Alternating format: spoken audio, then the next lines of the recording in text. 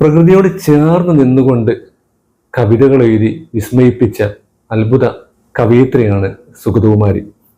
ഏതാനും ദിവസങ്ങൾക്ക് മുമ്പ്, അതായത് ഡിസംബർ 23-നായിരുന്നു സുഗതകുമാരിയുടെ 4ാമത്തെ ചരമവാർഷികം നമ്മളിലൂടെ കടന്നുപോയത്. പ്രകൃതിയിൽ അവരെത്രത്തോളം താല്പര്യവതിയായിരുന്നു, അല്ലെങ്കിൽ പ്രകൃതിയുടെ ചൂഷണത്തിൽ അവരെത്രത്തോളം കൺസേൺ ആയിരുന്നു എന്നുള്ളത് ശ്രീമതി സുഗതകുമാരിയുടെ കവിതകൾ പരിശോധിച്ചാൽ നമുക്കെല്ലാവർക്കും കാണാൻ പറ്റും. ഒരു പാട്ടു പിന്നെയും പാടി നോക്കുന്നിതാ, ചിറകൊടിഞ്ഞുള്ളൊരു കാട്ടുപക്ഷി.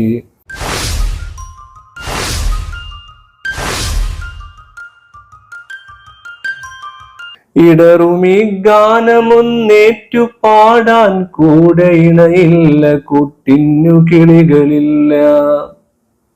ഒരു കാട്ടുപക്ഷിയുടെ അവസ്ഥയിലൂടെ മനുഷ്യർ പ്രകൃതിയിൽ ചെയ്തു കൂട്ടുന്ന ചൂഷണങ്ങൾ എത്രത്തോളം വലുതാണ് എന്ന് ശ്രീമതി സുഗതകുമാരി നമുക്ക് എഴുത്തിലൂടെ വരച്ച് കാണിച്ചു തരുന്നു. ഇതേപോലെ കുട്ടികൾക്ക് വേണ്ട ഇഷ്ടപ്പെട്ട ഒരുപാട് കവിതകൾ സുഗതകുമാരിയുടെ തൂലികയിൽ നിന്നും വന്നിട്ടുണ്ട്.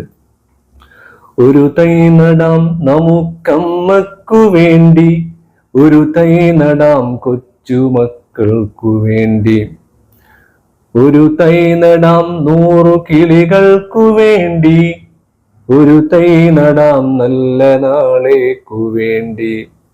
ഇങ്ങനെ പ്രകൃതിയിൽ അലിഞ്ഞു ചേർന്നുകൊണ്ട് പ്രകൃതിക്ക് വേണ്ടി ജീവിച്ച് പ്രകൃതിയിൽ ആകുലപ്പെട്ടുകൊണ്ട് ജീവിച്ചിരുന്ന കവയിത്രി തന്നെയായിരുന്നു ശ്രീമതി സുഗതകുമാരി.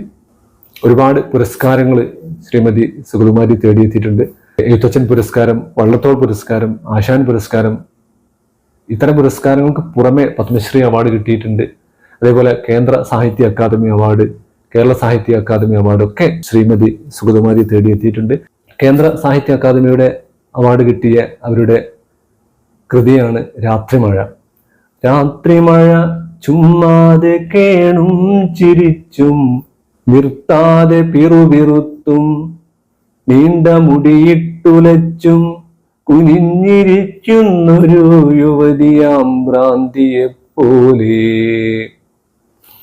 ഈ ഒരു കവിത നമ്മളൊക്കെ പണ്ട് സ്കൂളിൽ പഠിച്ച കവിതയാണ്. ഇതൊക്കെ വായിക്കുന്ന സമയത്ത് ടീച്ചർ ഈ ഒരു ക്ലാസ് ഒക്കെ നമുക്ക് എടുക്കുന്ന സമയത്ത് പുറത്ത് മഴ പെയ്യുന്നത് പോലെ, അല്ലെങ്കിൽ ആശുപത്രിയിലുള്ള ആ ഒരു മണമൊക്കെ നമ്മളെ മനസ്സിലേക്ക് എത്തുകയുണ്ടായിരുന്നു ഈ ഒരു കവിത വായിച്ച് നമ്മൾ കേൾക്കുന്ന സമയത്തൊക്കെ. അത്രത്തോളം നമ്മളെ മനസ്സിനെ ആഴത്തിൽ സ്പർശിക്കുന്ന മനോഹരമായ വാക്കുകൾ കൊണ്ട് എഴുതി തീർത്ത കവിതകളായിരുന്നു ശ്രീമതി സുഗതകുമാരിയുടെ കവിതകൾ എന്ന് പറയുന്നത്.